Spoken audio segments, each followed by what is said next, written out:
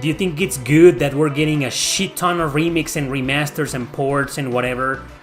Because, you know, we're also getting a lot of brand new games, a lot of them. Because the gaming industry, ever since it began, it's only, well, with the exception of the video game crash in 1983, after the NES, the video game industry has been on the rise. And I feel that for the past 10 or 15 years or so, it's become way too popular, and nowadays video games are mainstream. And it's normal to play video games, whereas in the past we were kind of afraid to admit that we loved video games. We were kind of like, hey, do you play video games? Maybe one and two, maybe every once in a while, sure. And nowadays it's like, I am a fucking gamer, fuck yeah, right? So it's been like that. So companies are realizing that a lot of the old games have also become popular, but also expensive, hard to find, hard to play. And maybe the only way they have or they can think of to fight piracy and emulation is by remastering them. It's by bringing them back in some way or another. So what are they going to do? Emulation is huge nowadays. It's been big for a long time, and it's just like the video game industry has been growing up and on the rise, so has the emulation industry on the rise. And if they want to compete with that, they need to offer something like that. The companies are realizing, hey man, a lot of people are emulating our old games. What the hell are we gonna do to fight that? So I think they are remastering as many games as they can to maybe offer the players, okay, yes, you need to pay me, but I'm offering this and that, and this upgrade, this remake, this whatever, you know, so you can go legal and stop being a pirate.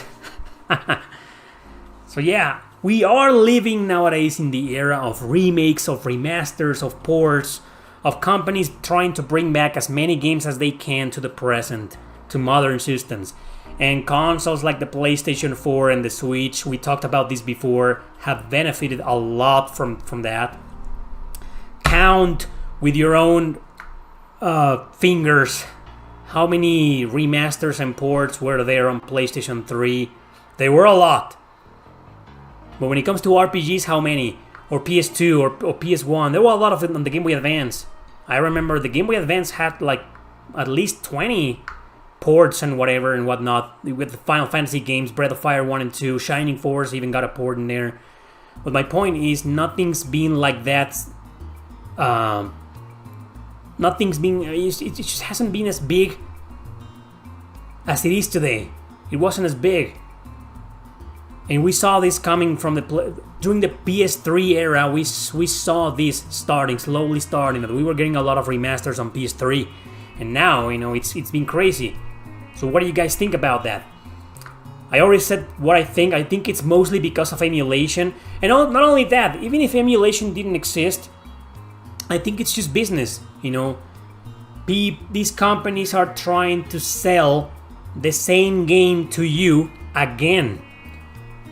But a lot of people, and I mean a lot of people, never bought those games back in the day, or weren't even born, or weren't even playing video games back then. And they will prefer to play something like Breath of Fire 1 on the Switch than on an original Super Nintendo. So even if we didn't have the emulation world and the piracy competing against these companies, I think these companies will still remaster everything nonetheless, because it's just business. Because they are aware that retro gaming is big nowadays. It's a trend, it's popular, and it's been that way for a long time now, for a few years at least. And they know people are gonna buy the same game twice. The same game they played and bought on the PlayStation 2 20 years ago or 15 years ago, a lot of people are gonna buy that same game again if they port it to PS4 Switch, or remaster it, or remake it. So it's just business, right? What do you guys think?